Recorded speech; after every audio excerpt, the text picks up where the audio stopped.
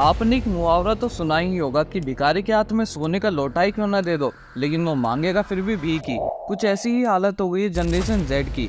जैसा कि इस वीडियो का टाइटल बता रहा है कि इस वीडियो में हम आजकल की जनरेशन के बारे में बात करेंगे। आज हम खुलकर बात करते हैं जनरेशन जेड यानी जेन जी के बारे में।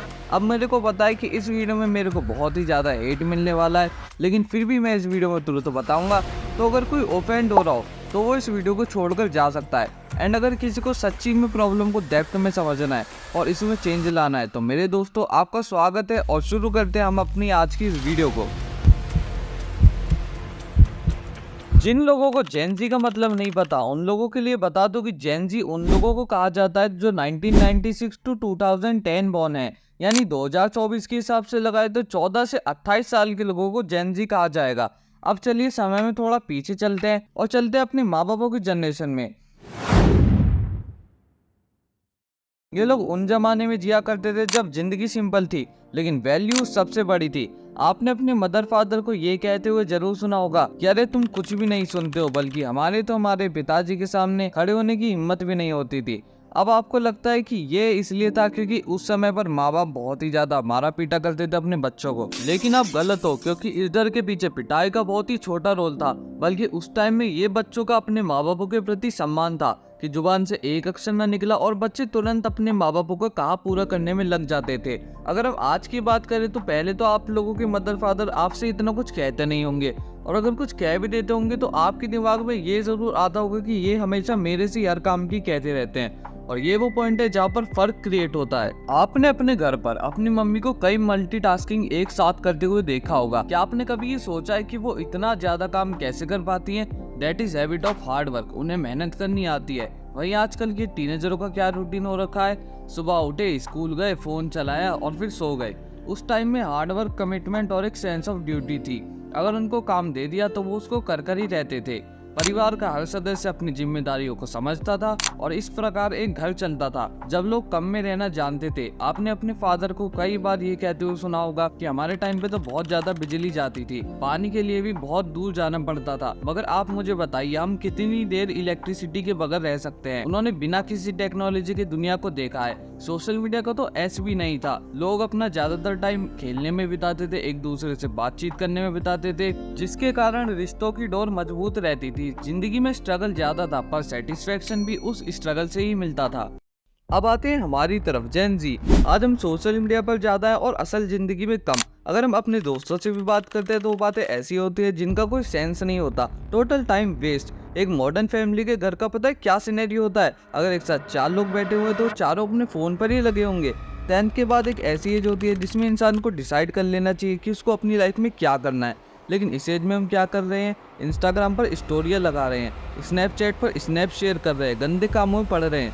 अब आप मुझे बताइए, अगर हम जरा भी रेस्पॉन्सिबल होते अपने लाइफ के लिए तो क्या हम इन चीज़ों में पढ़ते? बिल्कुल नहीं। देर रात तक फोन चलाना, फालतू की चैटिंग करना, क्या ये हमारा फ्यूचर है? हो सकता है किसी पर बहुत ही ज्यादा पैसा हो, थोड़ा सा कूल दिखने के लिए अपनी लाइफ को जोकिंग में डालना। अगर यही लाइफ जीना है तो कॉन्ग्रेचुलेशन मेरे दोस्त, क्योंकि आपकी लाइफ बहुत ही शॉर्ट होने वाली है।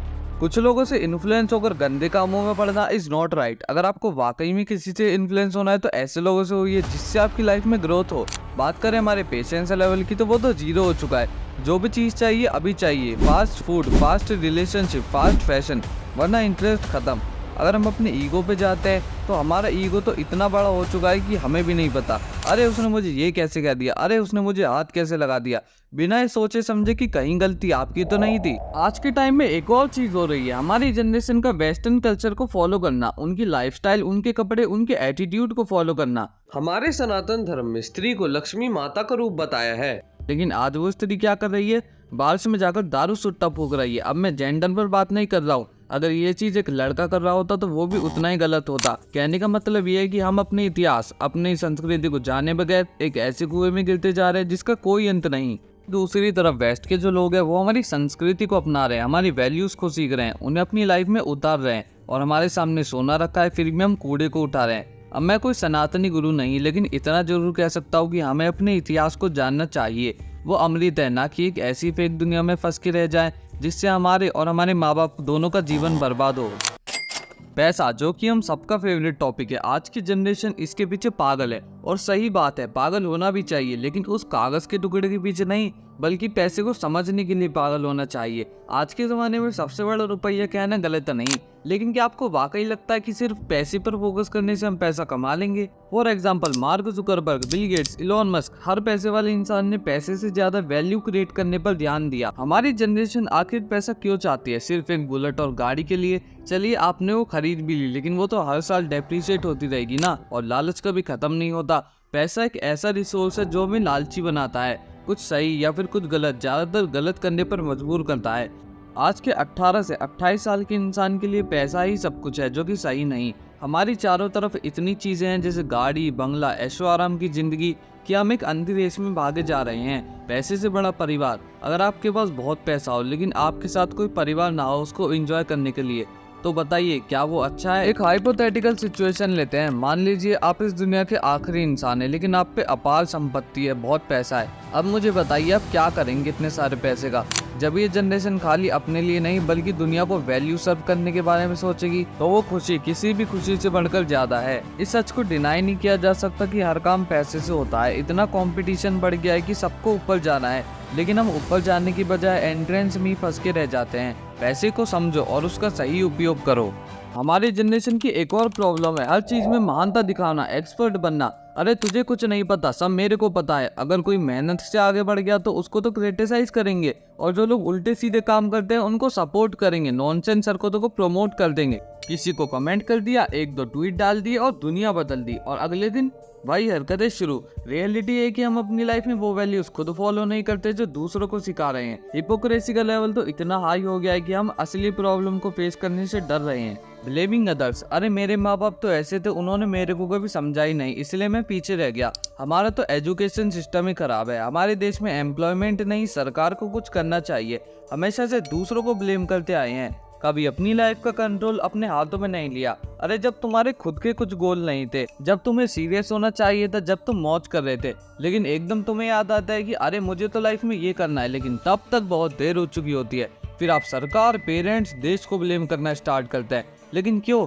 कभी खुद के अंदर झांक कर देखा है? इस दुनिया अपने आप को समझने की कोशिश करिए कि आखिर चल क्या रहा है। सिर्फ अपने माइंड के बनाए हुए एक फेक वर्ल्ड में जीते हैं, और जब वैसा नहीं होता जैसा आप चाहते हैं, तो आप अपनी प्रॉब्लम का जिम्मेदार दूसरों को समझते हैं। हमारे देश में कितने लोग थे जिनके पेरेंट्स ने उनको सपोर्ट नहीं किया? पैसा तो उनके पास था ही नहीं, लेकिन सपने बड़े थे। उनको पता था कि उनको क्या करना है, and they rule the world. आपके ही पेरेंट्स है ना, तो आप ही उनको समझा सकते हो, और आप ही अपनी लाइफ को ऊपर उठा सकते हो या फिर नीचे गिरा सकते हो, और कोई नहीं। जब आपने ऐसी मेंटेलिटी बना ली तो you also rule the world. Next generation का फ्यूचर तो और भी ज्यादा स्कैरी लगता है। अभी से उनके हाथ में टैबलेट्स और स्मार्टफोन आ गए हैं।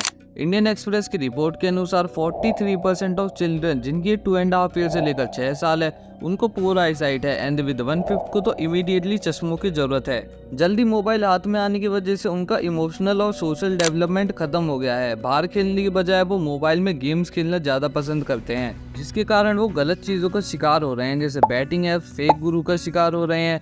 बिलीव मी और नॉट, कल के दिन उनके लिए और भी ज्यादा खराब होंगे। मोबाइल से वो गलत चीजें देख रहे हैं, डोपामिन लेवल उनका बूस्ट हो जा रहा है, जिसके कारण दिमाग में स्ट्रेस लेवल बढ़ रहा है, और फिजिकल एक्टिविटी ना होने की वजह से कई बीमारियां भी लग रही हैं, जैसे diabetes, malaria, pneumonia, tuberculosis. So guys, इस वीडियो का मकसद किसी की भी फीलिंग को हर्ट करना बिल्कुल भी नहीं था, बल्कि यंग जनरेशन के बीच सही और गलत को लेकर अवेयरनेस क्रिएट करने का था। अब मैंने सही कहा या फिर गलत, इस चीज का फैसला मैं आप लोगों पर छोड़ता हूँ। और हाँ, मेरे को पता है कि मैंने इस वीडियो में प्रॉब्लम से डिस्कस करी है और सोल्यूशन पे बिल्कुल भी बात नहीं करी है। तो अगर आप चाहते हैं कि मैं एक डेडिकेटेड वीडियो लाऊं इस प्रॉब्लम के सोल्यूशन के लिए, जो भी मैंने इस वीडियो में डिस्कस करी, तो इस वीडियो पे हम एक टारगेट रखते हैं 50K views and 2K likes का। और जैसे ये टारगेट पूरा हो जाएगा, मैं अपनी पूरी कोशिश करूंगा कि मैं आपके लिए जल्द से जल्द वीडियो ला सकूं, क्योंकि झूठ ना बोलूं तो मेरे बोर्ड के पेपर भी चल रहे हैं, तो मुझे उसमें भी तैयारी करनी पड़ती है। तो उस वीडियो के सोल्यूशन में हम ये बात कर सकते हैं कि यंग जनरेशन के क्या करियर पे इफेक्ट हो रहे हैं, क्यों हम बुरी आदतों को अपना रहे हैं और बल्कि सही आदतों को नहीं अपना पा रहे। तो इस वीडियो में हम इन सोल्यूशन के बारे में बात कर सकते हैं। और हाँ, अगर आपको सोशल मीडिया एडिक्शन के बारे में जानना है और आप चाहते हो कि आपकी ये जो सोशल मीडिया एडिक्शन है ये आप छोड़ सको, कोई आपको हेल्प कर दे, तो मेरी इस वीडियो को जरूर चेकआउट करो, ये आपको जरूर हेल्प करेगी। और मिलते हैं अब हम आपसे अपनी अगली वीडियो में। तब तक के लिए जय हिंद, जय भारत।